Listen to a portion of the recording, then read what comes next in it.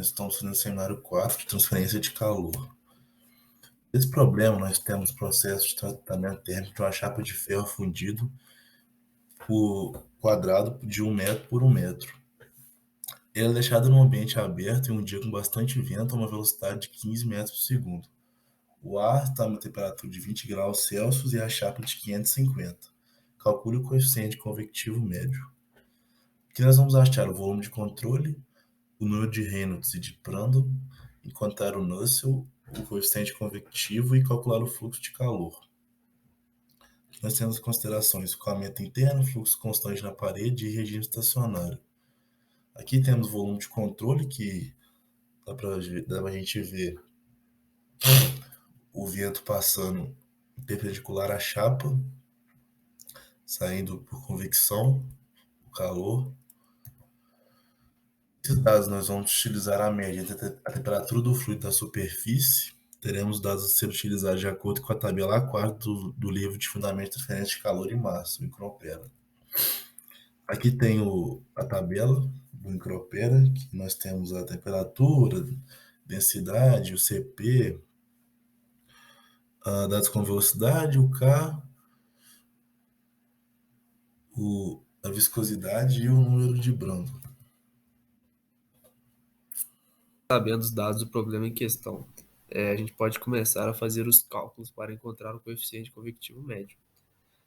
Primeiramente, a gente tem que achar o número de Reynolds. Ele é muito importante porque define se o escoamento vai ser laminar ou turbulento. Se ele for laminar, a gente segue por um caminho, se ele for turbulento, a gente segue por outro.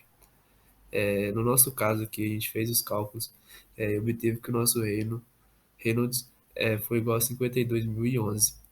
Logo podemos determinar que ele foi laminar, pois o número foi abaixo de 500.000, que seria o ponto crítico na qual ele passaria para o turbulento. O segundo passo seria encontrar o Nusselt, que é relacionado com o escoamento e o número de Prandtl. O número de Prandtl do nosso problema, ele é acima de 0,6 e é laminar, como a gente já achou pelo número de Reynolds. Então a gente utiliza a seguinte equação para o Nusselt, que é 0,664 vezes Reynolds elevado a meio vezes o Prandtl elevado a 1/3. Logo a gente pode encontrar o número de Nusselt, que seria 133,4. Ele é muito importante para encontrar o coeficiente convectivo médio por causa da seguinte equação. O Nusselt ele é usado nessa equação para encontrar o coeficiente convectivo médio. Logo a gente pode determinar através da seguinte relação. H é igual a Nusselt vezes a constante do fluido dividido pelo seu comprimento. Logo a gente obteve o coeficiente convectivo médio de 5.854 watts por metro quadrado vezes Kelvin. Esse foi o nosso desafio proposto pelo problema, que seria encontrar o coeficiente convectivo médio. Além do mais, a gente pode plotar um gráfico para saber como se comporta esse coeficiente convectivo médio ao longo do comprimento dessa placa.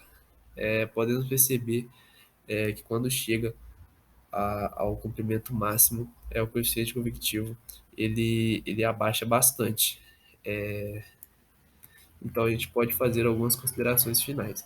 A gente pode perceber que com o comprimento menor, o coeficiente se torna maior por haver maior transferência de calor.